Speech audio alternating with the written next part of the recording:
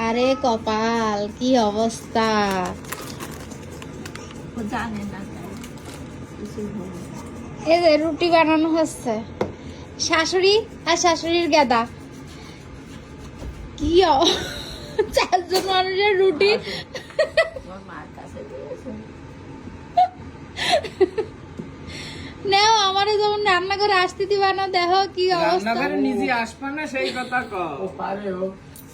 হ্যাঁ? দেখেছো দেখেছো, দেখো এই জন্যই আমি তোমাকে রান্নাঘরে আসতে দিই না। আরে বাবা অত জল দেয় না তো, ও বোঝে না বুঝলাম।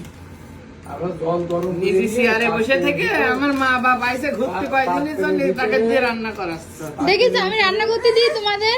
আটা নিয়ে আরে আটা নিয়ে জল আসো আসো আসো রান্না করতে হবে আসো।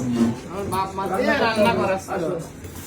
তোমার বাপ মা আসবে না নে বাজার করতে মোটামুটি আর মাছ তুমি দাঁড়ায় দাঁড়ায় শুনতেছো আমি তোমার রান্নাঘরে আসতে দিই? না না, তা তুমি কিছু বলছো না কেন? ও তো আড়ি এই তো ও তো এই তো আড়ি নীরবতা সম্মতির লক্ষণ। তার মানে তুমি স্বীকার করছো যে তোমার গেদা, তোমার যা বলছো তাই সত্যি। ও তো আড়ি করে বলতাম তো বারে বারে। আসবে না নে তোমার বাপ মা তখন দেখবে না। দেখে নে। হ্যাঁ, ব্যাগ ধরায়ে খুলছো 100 ইয়ান করে দিয়ে বাজারে পাঠাবো। তোমার কি মনে হচ্ছে? করতে পারে না, আগাটা অক্ষম নাকি?